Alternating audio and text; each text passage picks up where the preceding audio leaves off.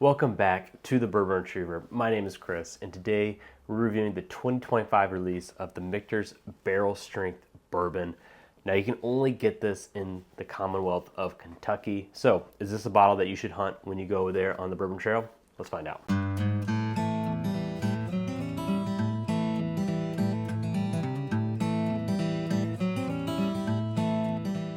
So Michter's is actually a really old brand. At one point it was called Shanks. At one point it was called Baumburgers, and it was up in the Pennsylvania area. But Prohibition, like many other distilleries, it took out the Michter's distillery. It was revived and then brought back to Kentucky not too long ago. Now, this specific barrel strength bourbon, this was released the first time in 2017, so it's not that old of a release in the great spanned history of bourbon. Now, Michter's is probably one of the most famous non-distilling producers. They are making their own whiskey now. It hasn't really gotten into any of their products yet. I read the back of this bottle just to check, and this one is still says bottled by Michter's. When I went on the tour, was this like 2 years ago? They talked about how their stuff should be showing up in the bottles in about a year or so.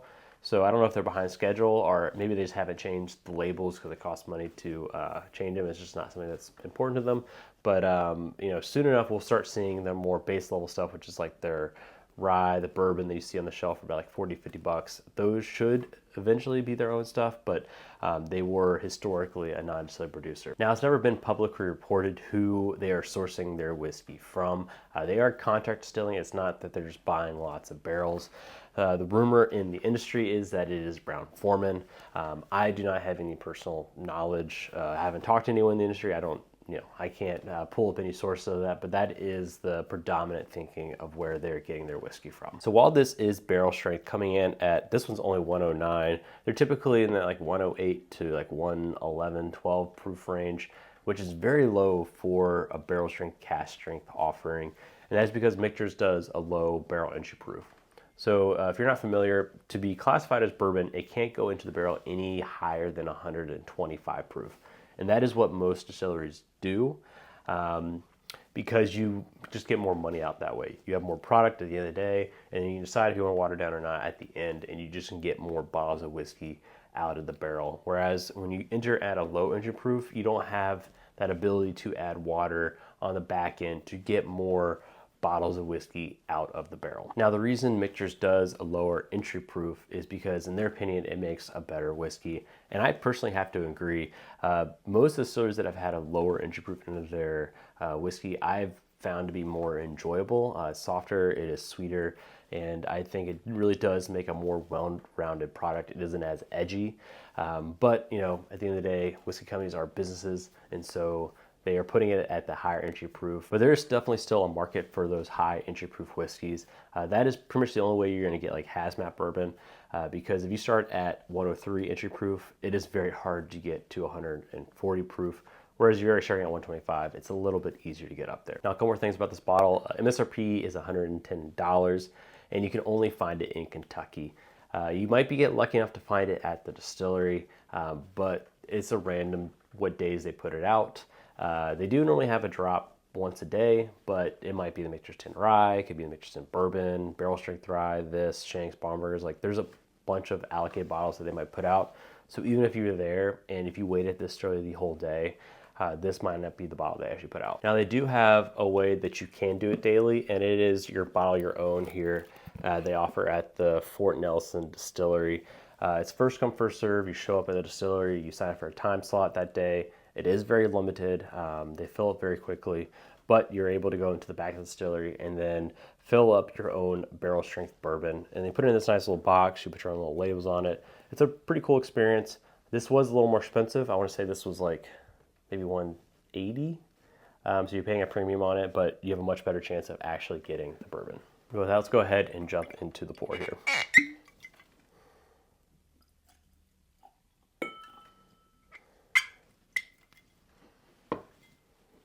Cheers.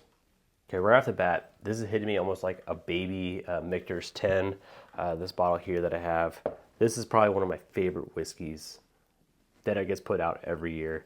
These are phenomenal bottles. And the Michter's 10 Bourbon is a fraction of the cost of the Michter's 10. Like, The Michter 10's 180, I think, MSRP, whereas you're looking at 110 for the Michter's barrel strength bourbon. So if you can be able to get similar qualities at a much cheaper price point, I think that is really cool. However, there is some variabilities in these barrel strength bourbons. I've tried 6 or 7 of them now, and I would say about half of them I would consider like baby M10s, where the others are more of closer to like the shelf standard bourbon tasting profile. So there is more of that risk analysis in buying the barrel strength, whereas these Michter 10 bourbons, I have not had a bad one in any of the last like 2 to 3 years of releases. Yeah, it's just that deep, rich fruit note, a jammed fruit note. This is not a bright, fresh one off the tree. This is one that has been aged for a bit. Like, to me, it's the type of jam that your grandmother made back in the day. Homemade jam, not the stuff that you find in the stores, but that nice old jam you put on your toast at home. This is right up that alley. With a little bit of like soft oak in there. You definitely tell there's aged oak, but it's on the softer side. Not a bright oak, again, we're not talking about bright fruits, bright oaks. This is much more of a darker, richer oak note, but it's more on the softer side and not the bitter front that you get from oak sometimes. Yeah, really it is just a baby M10. I would love to know the ages on these barrel proofs. Like, is this maybe 8 years versus those? These are older than 10, maybe 12, because this smells older to me. I don't know if they heat cycle them at all or whatnot, but I would be shocked if this is younger than 8 years old. Maybe a little bit of a perfume note in there with that jam. This is a really good aroma, but let's go ahead and jump into the palate and see, does it translate? All right, on this one I'm seeing where it's not quite living up to the M10 hype. I think the M10 is probably a little more balanced drinking experience. The proof is definitely coming in on this a little bit more, which makes sense. It's a higher proof whiskey, but you're definitely getting a lot more of those kind of rough edges in the drinking experience. You definitely have that nice big sweetness punch on the front, maybe almost a third of the palate, and then it switches into this like black pepper spice, this is probably the most peppery Michter's bourbon I have ever had. This has a much longer mid pepper tingling sensation on your tongue than I get from most of the Michter's bourbons. It's not a rye though. Like, it's not that like rye graininess. It's almost more of just like black pepper, again, just kind of like popping on the back of your tongue there. And then this has a pretty good finish for Michter's products. Michter's, to me, I don't really ever have long finishes from the Michter stuff, and I think that's because it's a lower proof stuff.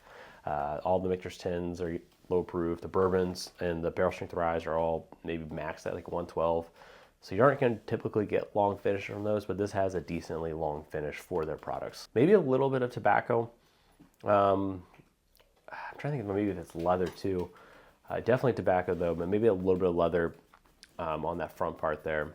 Yeah, that tobacco note is probably the most prominent note I'm getting on the palate here. I'm shocked about that is the most prominent, because there's no age statement on this. Typically, I would get that on like older age stated products, but that is by far the most prominent note. And the unique thing about that leather note I'm getting is that it transitions every part of the drinking process in this drink. That front sweetness to that black pepper I was talking about, to the finish with that spice. It is just transcending all of them, and you're getting it across all those parts, where typically for me, I'll get notes in different sections of the drinking experience, but this is one of the unique times where I'm getting it actually through the whole drinking process. Yeah, this is a very sweet drink. Definitely on the darker sweetness. It is, I think a lot of people would find this very enjoyable. I'm enjoying it personally, but I've noticed traditionally when I talk to people at Bourbon Shares, that traditionally people lean towards like the sweeter profile stuff, which makes sense. That's why Buffalo Trace is so well sought after. So the fact with, I guess, what maybe most people enjoy in bourbon, I think this is a bottle that a lot of people would like. So before I jump into my final thoughts on this bottle, this is typically where I ask you to subscribe to the channel or check out the Patreon. But please, do that too. But I actually have a question for you guys. I want to crowdsource this because I do not quite understand what's going on. I got this bottle in Kentucky on the Father's Day weekend. Me and my brother both were able to score a bottle right beside each other, and I'll put a picture up. They're one number apart on the top label here, but they are different proof points. So what I don't know is, were these two different single barrels that just we happened to get the first and last bottle off the line of those barrels right next to each other? Or does Michter's actually proof test each individual bottle? If they actually proof test each individual bottle, that is pretty wild. Like, that is very labor intensive. Or if there's some other reason that I am not thinking of on why that would happen, please let me know. So should you bypass trying to get a bar port of the Michter's barrel strength bourbon? Or is it called cask strength?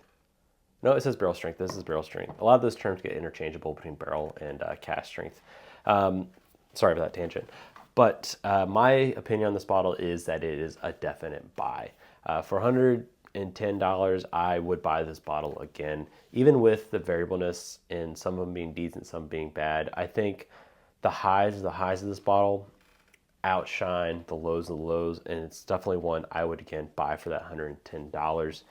The secondary in these are much higher, like $200, because you can only get these in Kentucky. They are very hard to get.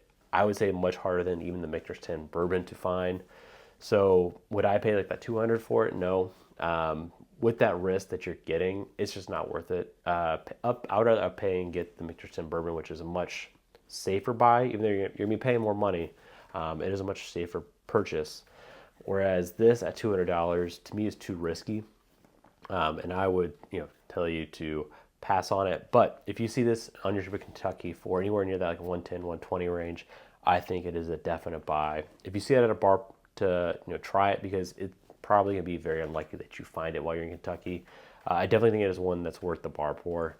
Anything like $20 and under, I think this is definitely one to try if you see it at a bar, because I think it is a really good bourbon. But stay tuned. I'm also going to be doing a review of the barrel strength rye later, and we'll see which one is better, the barrel strength bourbon or the rye, in my opinion. But if you're enjoying this content, hit the subscribe button. That way you don't miss when I do that review. And check out this video here if you're enjoying this content. And until next time, cheers.